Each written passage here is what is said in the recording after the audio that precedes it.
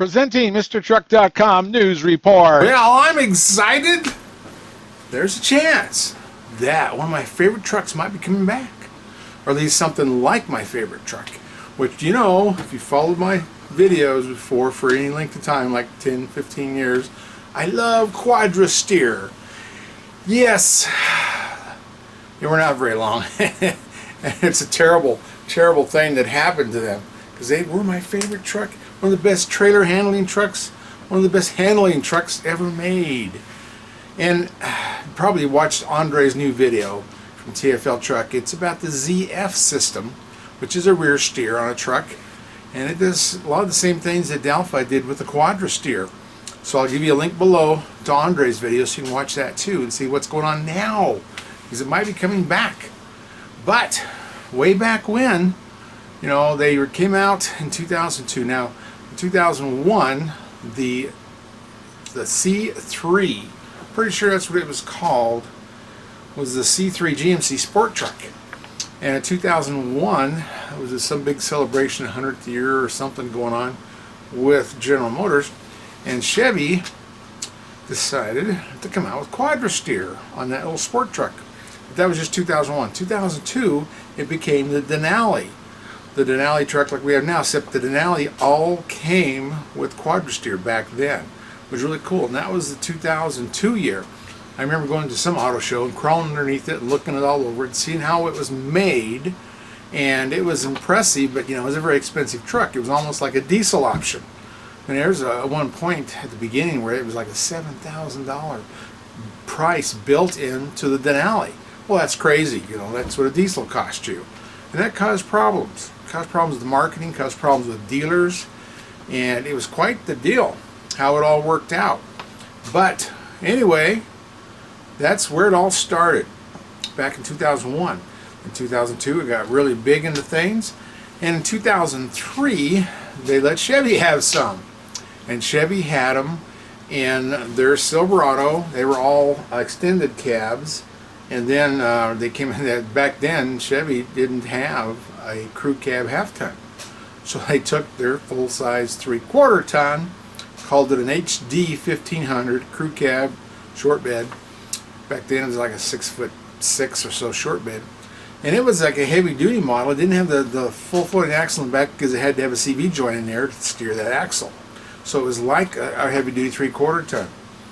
But anyway, and it, you know, they all had the 6-liter V8, and on that heavy-duty 1500, it had a 410 rear end.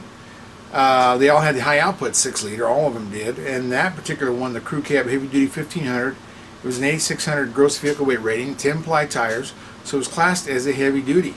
So it didn't have any kind of fuel mileage rating on it.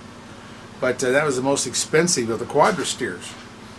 Now, all those two, they had the wider rear fenders and those FCC rules, or the CCC lighting rules, the 3 lights in a row like semis have, because it had the wide, it was a certain width.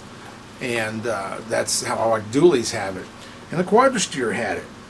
So that's how that was. And that was a Dana 60 rear axle. If you have a short bed truck, you know it's not easy to hook up to a gooseneck. Pop-Up came out with these extensions from 9 inches to 16 inches to keep you from breaking out your back window when you're pulling a gooseneck trailer. And everybody uses a short bed. That's the most proper truck there is a crew cab short bed. So protect that window.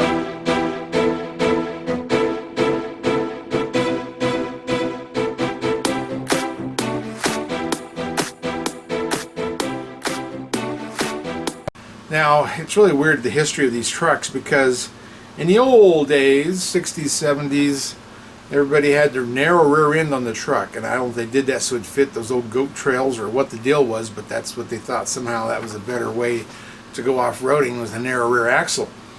And then Ford and Dodge, they decided, well, that's not a good deal, let's make them the same track so that they handled better. But GM didn't catch on until somewhere in the 2000s. So the trucks back when the Quadrasteer was built, say 2002 up through almost 2005, they all had that Dana wide axle. And even without Quadrasteer, they handled better because of that wider axle. They did better on dirt roads. They did it better everywhere. That extra width back there made a big difference. It was 5 inches wider than the regular one.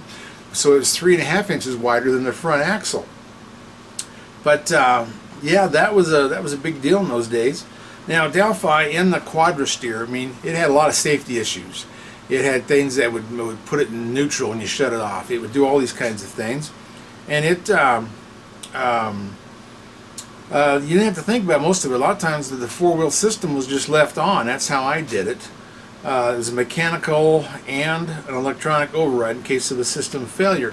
Now, part of the history on these were before the C3 Quadrasteer and the Denali Quadrasteer, there were some sports cars that had kind of like a Quadrasteer, but they were driven by hydraulic on the rack and pinion, and cold and heat, different temperatures and outside temperatures would affect how it steered.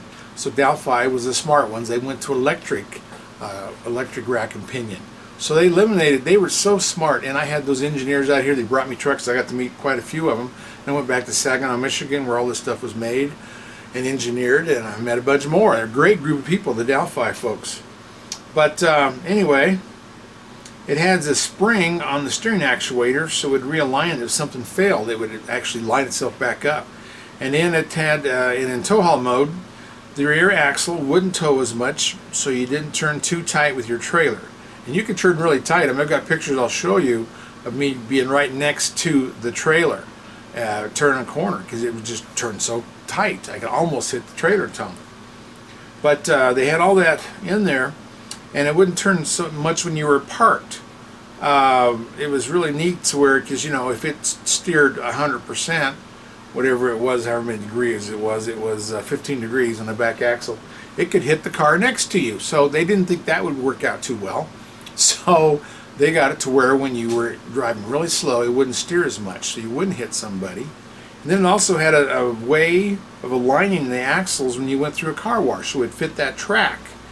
So anytime you're going slower, it had a whole different thing going on with it, so it didn't make you hit things, you know, whether it's a car wash or the car next to you. And it had a real fast learning curve, just like the transmissions do now. They think, they respond to how you drive. This would do something similar to that. But it was such a dramatic difference in safety and towing confidence, the way it steered, because you couldn't make it sway. You could take it down the road, which was really interesting, because it would circle steer where both the front and rear steered the opposite way, make that real tight corner, and it was like a compact car, the circle you could turn with it. Parking was unbelievable. And that caused problems with how they marketed, though they didn't understand that parking is not your number one reason for spending $7 grand on a truck. But anyway, yeah, that when you would going over 40 miles an hour down the road, it would actually crab steer like the old case tractors did. So the front and rear steer the same. So when you change lanes, you didn't just turn the front steering wheel and have it move over. It just went sideways. It drifted sideways. It was so cool. It just drifted. I mean, the truck steered sideways. It was incredible. That's the crab steer. But so when I went out there, when the engineers brought me the one that we played with all summer, we went everywhere with it, and I was out training GM dealers with it, showing them what to do, and they were showing me what they were doing to sell it. It was a stupid parking thing, the parking maneuver. Well, that's not how you sell trucks. I took them out on the highway with a trailer, and I would turn it on, let them drive it, and make them sway on the road. And you know, unroad with uninhabited people, so we were safe, and they couldn't make it sway. Then I shut the button off, and they were all over the road. They impressed the hell out of it. But that is what they needed to learn. What was the most important thing about Quadrasteer? And it wasn't parking. Parking was great, but that was just a side thing. But you know, to turn a circle, I can't remember if this circle was the crew cab. That was my favorite one. Was the HD 1500. Or if it was one of the, you know, they had it in Suburban, they had it in Yukon XL, it was on the longer ones. They had it, you know, in the Silverado, they had it in Denali, the GMC, and it was such a, the one circle we measured was 37.4. That was the circle you got, which I could turn inside of a dually. I could turn like a compact car, very small circles, and that was impressive. And so when you parked, you didn't just turn in like you normally would. You would turn in like past the corner, because it turns so sharply. And it was incredible. Everything about that truck made me happy. It had all these redundant systems. If something failed, it had a way of straightening itself out or fixing itself out. And I had the engineers that showed up with the truck, and we hooked at the trailers. We went up Pikes Peak. We had to pay extra to get up there, and then we had to follow the ranger, and he was taking pictures. We took a few, but it was really interesting to go through the switchbacks on the way up Pikes Peak, 14,000 feet. And then we also took it on Trail Ridge, which is 12,000 feet, the Continental Divide and all that stuff. We did everything with that. Barrel raced with it. You know, the 3 barrels you put out there and you race with the horse in those circles. I did that with the Quadrasteer. And I lost all the video. I sold the website that all those were parked on, and so that video's gone. But it was very impressive. But well, I had a four corner steer too. You'll see a picture of that here in a little bit. But you know, I had the heavy duty CV joints. It had all this stuff, and it was Kevin Levine and Michael DuPont that came out and helped me. And what was so cool about that is, when they were sponsoring my website, Denali was. It was called quadrasteerclub.com. And we'd have all the articles, all my videos were all on that. And we had a big forum where everybody could go in there and learn about them. And that was really cool, and they could answer questions because they were selling around the country. And my engineers, or Delphi's engineers, would go online and answer questions from these owners. It was impressive. Nobody ever lets their engineers go out and talk in public or answer questions, but Delphi did. They were really committed to this. It was just so cool. I don't know if I covered all that, but if you're driving under 40, the rear wheels turn the same direction as the front wheels, above 40, and then if it was in tow mode, all that different steering was at 25, so it was at slower speeds.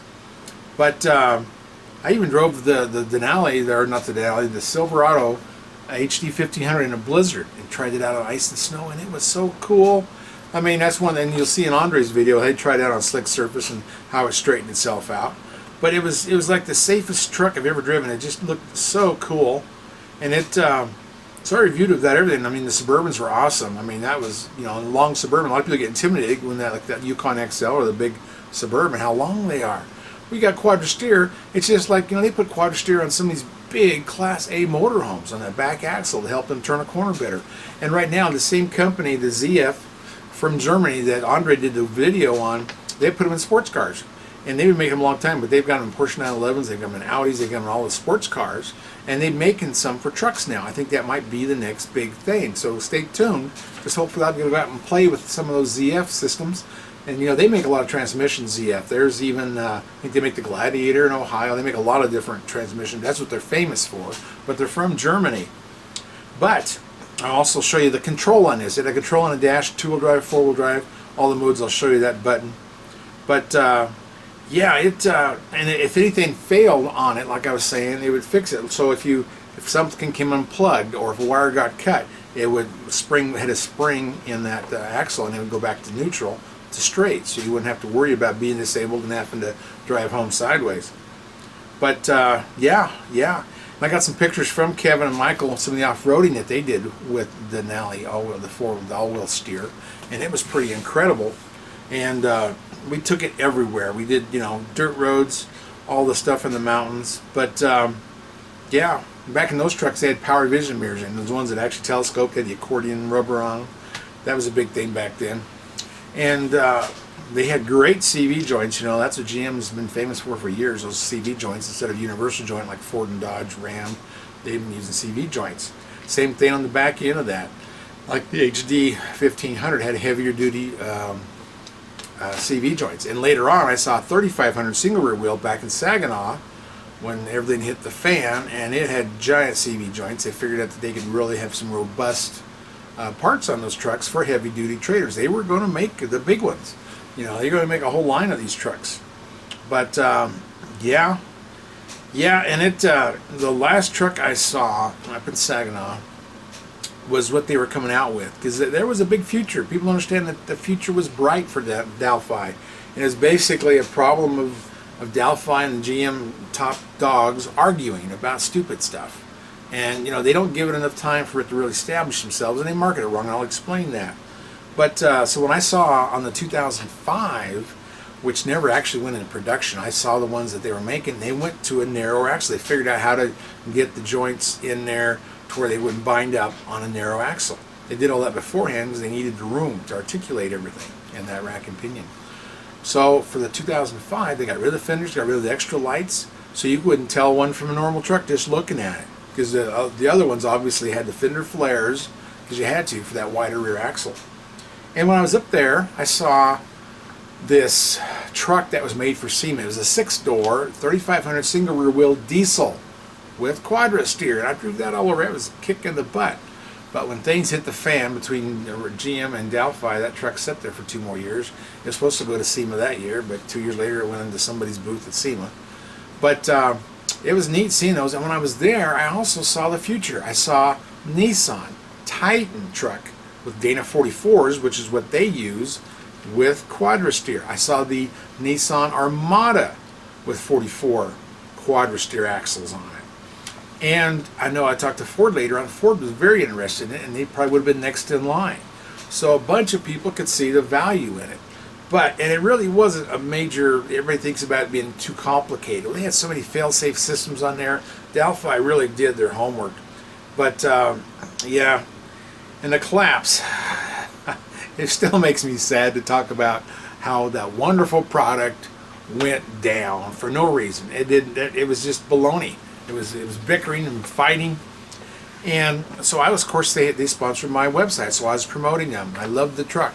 So I made a deal at All-American Quarter Horse Congress, that's in Columbus, Ohio, every year, 3 weeks, the biggest horse show in the country. And I talked to Featherlight, I talked to B&W, and they were the GM guys with Delphi. We were going to come up with 3 or 4 trucks, and I was going to come up with 3 or 4 trailers from Featherlight and 3 or 4 B&W hitches, so we could take them out. Next door at Congress is the Ohio State Patrol test track. And we were going to go out there with these trailers and let people drive in them and see how they handled with the trailer. It was going to be great, and Delphi was going to rent a great big tent and put it on the grounds at the All-American Quarter Horse Congress.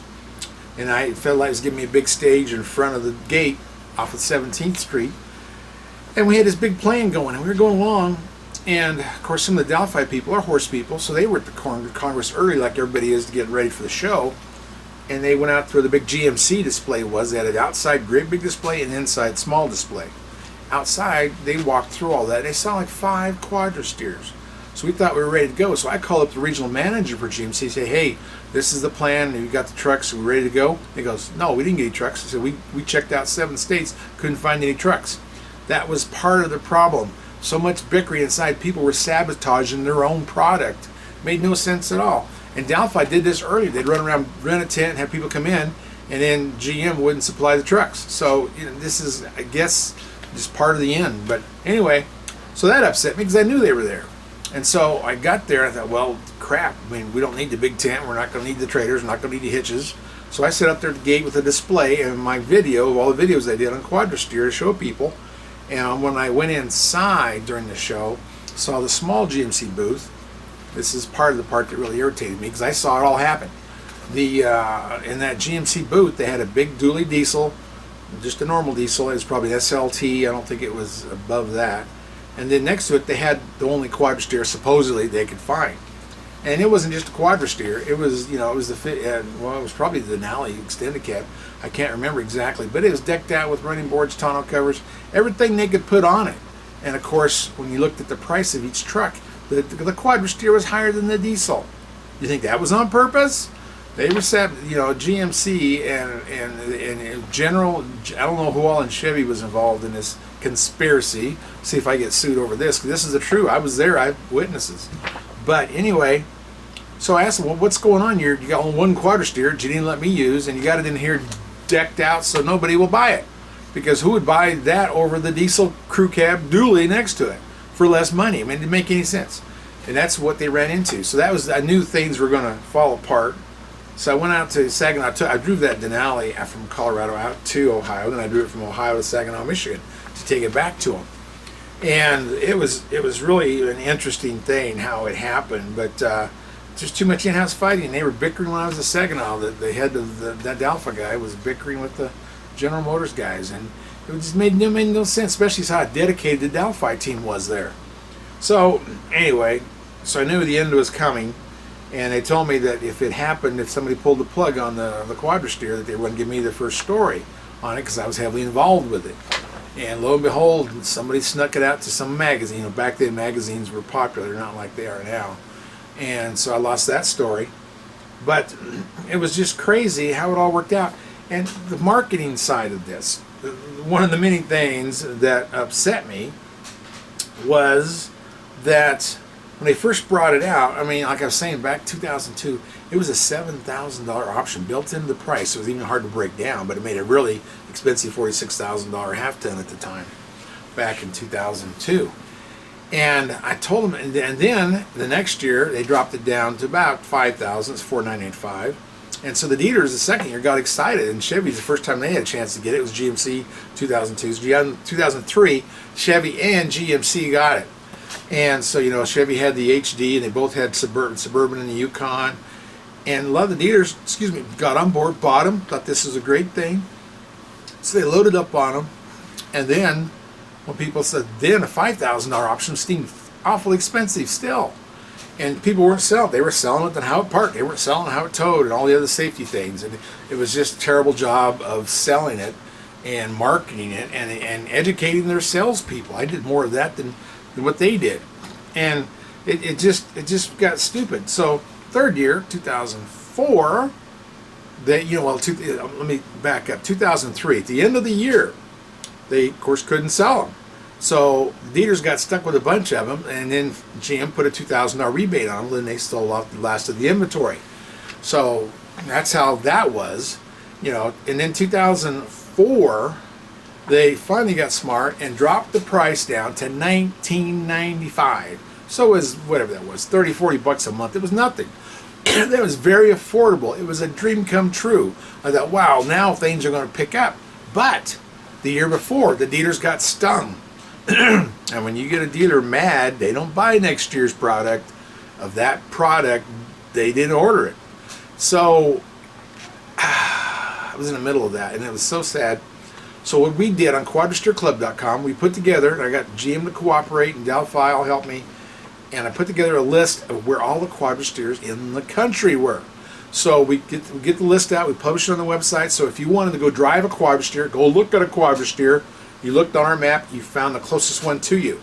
And people were so excited that we're buying them. Some of them bought them without even driving one, without even seeing one. They were just, you know, the videos showed what they could do. And we thought we were really making headway. And we fought that all that year, the 2004. And then, right about the beginning of 2005, they announced they were dropping it. And they did. They dropped it. And so, you know, I didn't want everything to go to pot. And that was before the narrow version even got out, so 2005. The narrow version would have boosted sales if they would have got Nissan involved with their Titan and their Armada and their sales. I mean, the future was bright, but the management was terrible. I told them, you know, you got to think about this, you know, as a sales directive. You don't start off high and then go low. You start off low, you build demand, then you can raise the price. You know, they should watch drug dealers and how they do business. They didn't really know what they were doing as far as marketing an expensive truck. So anyway, you got to start low and then you slowly go up.